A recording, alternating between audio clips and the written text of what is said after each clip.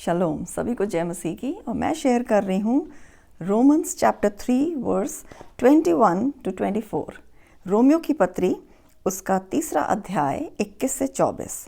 हम जानते हैं कि व्यवस्था को मानने से ही परमेश्वर धर्मी जन को आशीष देता है, क्योंकि व्यवस्था को मानना ही धार्मिकता है परमेश्वर के निमित्त। ऐसा लिखा है पुराने नियम में, व्यवस्था विवरण 6:25 में, कि अगर हम सारी आज्ञाओं को मानेंगे तो वो हमारे लिए धर्म गिना जाएगा। पर यहाँ पर लिखा है कि हमें धार्मिकता नए नियम में विश्वास से प्राप्त हो रही है। और टॉपिक है the gospel reveals God's righteousness, है ना। तो विश्वास के द्वारा धार्मिकता प्राप्त हो रही है, परंतु अब व्यवस्था से अलग परमेश्वर की वह धार्मिकता प्रकट हुई है, जिसकी गवाही व्यवस्था और भविष्यद्वक्ता देते हैं।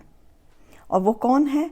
22 पद, अर्थात परमेश्वर की वह धार्मिकता जो यीशु मसीह पर विश्वास करने से सब विश्वास करने वालों के लिए है।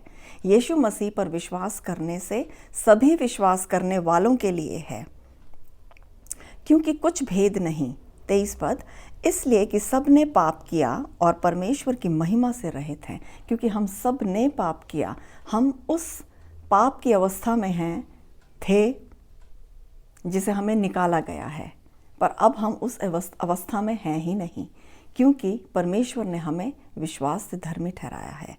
और यहाँ लिखा है आगे 24 पद, परंतु उसके अनुग्रह से उस छुटकारे के द्वारा जो मसीह यीशु में है सेत मेत में धर्मी ठहराए जाते हैं, मतलब फ्रीली डिक्लेयर्ड हैं राइचियस। मैं इसे इंग्लिश में पढ़ रही हूँ। The gospel reveals God's righteousness, but now independently of the law, the righteousness of God is tangible and brought to light through Jesus, the Anointed One. This is the righteousness that the Scriptures prophesied would come. It is God's righteousness made visible through the faithfulness of Jesus Christ, and now all who believe in Him receive that gift. For there is really no difference between us. For we all have sinned and are in need of the glory of God. Yet, through His powerful declaration of acquittal, God freely gives away His righteousness. His gift of love and favor now cascades over us, all because Jesus, the Anointed One, has liberated us from the guilt, punishment and the power of sin.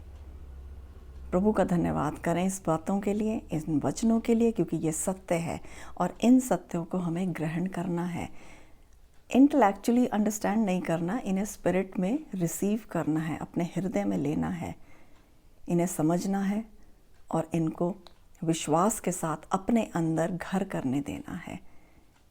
This is gospel, because gospel reveals the God's righteousness. Thank you and God bless you all.